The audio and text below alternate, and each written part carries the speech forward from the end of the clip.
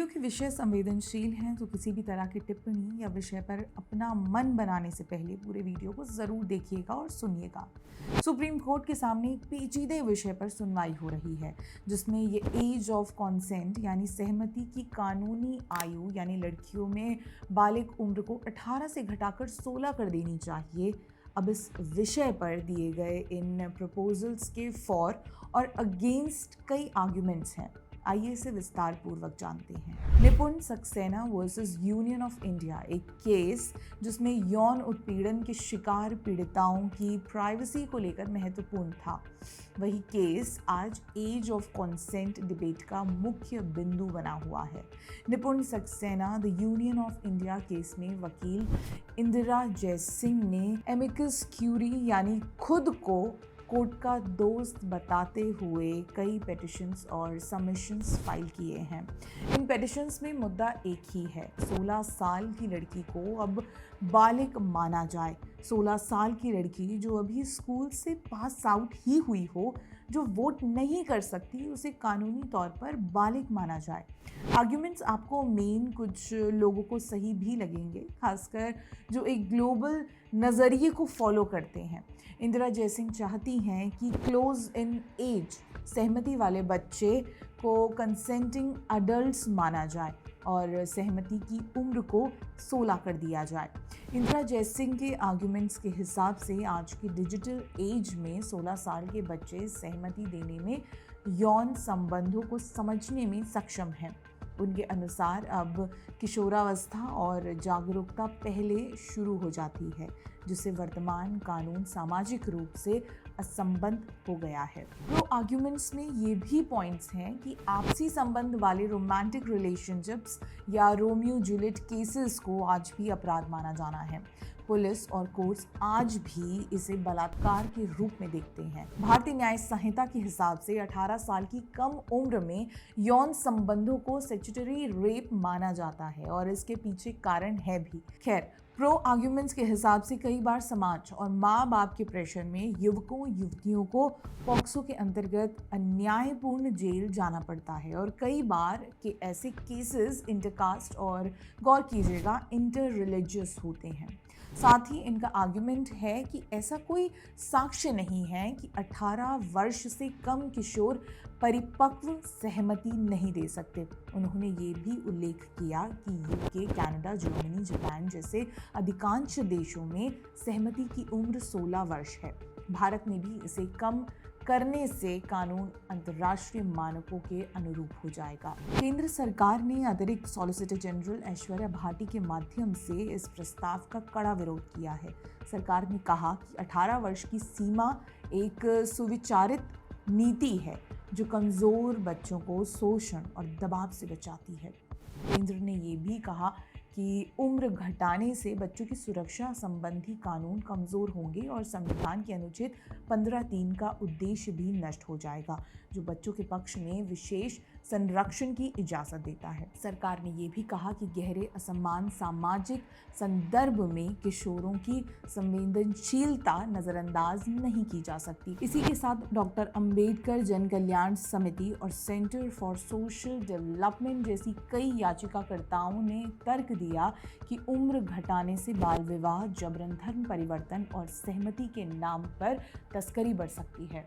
पर मेरे मन में एक सवाल आता है कि आखिर हम इस विषय पर बात भी क्यों कर रहे हैं। Fake cases, age of consent, consensual relationships मान लिया सारा एग्जिस्ट करता है, लेकिन आप ये नहीं कह सकते कि 16 साल की उम्र में कोई भी बालिग होता है। यहाँ बच्चों को ये नहीं पता होता कि वो साइंस लें या आर्ट्स, और आप उन्हें कानूनी रूप से सहमत अडल्ट्स घोषित करना चाहते हैं। ये वही इंदिरा जयसिंह है जिन्होंने निर्भया की मां से भी कहा था कि अब उनके बलात्कारियों को माफ़ कर दें। एक महिला ऐसे केस में ये कैसे कह सकती है? ना आपको उस माँ की फिक्र थी, ना जो जान गई उसके प्रति कोई संवेदना। तो आप ये सोचती हैं कि भारत मान ले आप उसकी बेटियों के हित में ये कह रही हैं कि 16 साल में वो बालिग होती है। आप अपना एलिटिस्ट चश्मा हटाकर देखेंगी तो आपको समझ आएगा।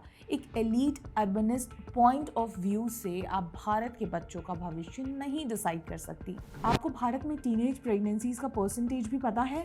ऑफिशियली भारत में 7.2% लड़कियां बालिग होने से पहले प्रेग्नेंट हो जाती हैं। 250 मिलियन यानी 25 करोड़ भारतीय 10 से 19 साल के बीच हैं।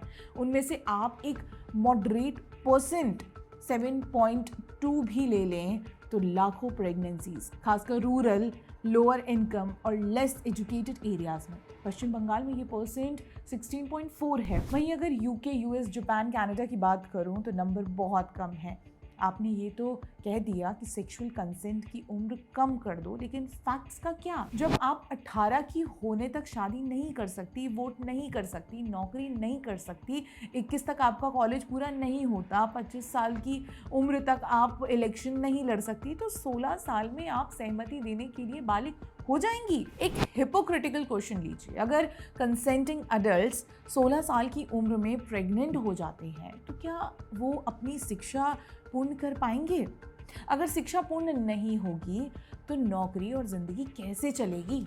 और अगर वो नहीं होगा तो इकोनॉमिकली तो आप आपके परिवार पर डिपेंडेंट हो। ऐसे में आपकी मेंटल हेल्थ, फिजिकल हेल्थ, और देखा जाए तो ये हिपोक्रिटिकल सवाल नहीं बल्कि समाज की सच्चाई है। आज के बच्चों को सोशल मीडिया पर हाइपर सेक्सुअलाइज्ड कंटेंट देखने को मिलता है, लेकिन वो इस कंटेंट को इमोशनली प्रोसेस करने की क्षमता नहीं रखते। ऐसे में पेडोफाइल्स किसी को भी इमोशनली मैनिपुलेट करके म्यूचुअल कंसेंट के नाम पर शिकार बनाएंगे। तब आप लीगली इसे कैसे अप्रोच करेंगी? समाज के एक तबके में होता है, इसका मतलब ये नहीं कि एक सोचे समझे न्यायिक प्रणाली को आप बिना किसी साधन के हटा देंगे। ये तो रही एज और साइकोलॉजी की बात। लव जिहाद, जबरन धर्म परिवर्तन जो आपके हिसाब से एग्जिस्ट नहीं करता, सेक्स ट्रैफिकिंग, चाइल्ड मैरिजेस का क्या? उस समाज का क्या जिसमें ऐसे केस सामने तक नहीं आते? 16 बरस की बाली उम्र को सलाम, प्यार तेरी पहली नज़र को सलाम नहीं, नो। 16 बरस की उम्र बालिक नहीं है, बाली है, यंग, इमेच्योर, इनोसेंट, तो उसे वैसे ही रहने दिया जाए। ग्लोबल एग्जाम्पल्स लीजिए, रॉदरहैम ग्रूमिंग गैंग्स लीजिए, 12 साल की बच्चियों को ड्रग्स की आदत डाल उनका गैंग रेप वीडियोस और क्या नहीं। फिर कोई आकर कह देगा लड़के हैं, गलती हो जाती है। मैं वापस कह रही हूँ, हाँ फेक केसेस होते हैं, कंसेंटिंग संबंधी भी होते हैं, लेकिन साथ में इमोशनल ग्रूमिंग, पिड्रेटरी, स्टॉकिंग, जबरन धर्म परिवर्तन, सेक्सुअल अब्यूज और आप सोच भी नहीं सकते क्या क्या होता है। इसलिए हमें हमारे बच्चों को एक खुले इनविटेशन की तरह नहीं बल्कि उन्हें प्रोटेक्ट और अवेयर करने की तरफ काम करना चाहिए।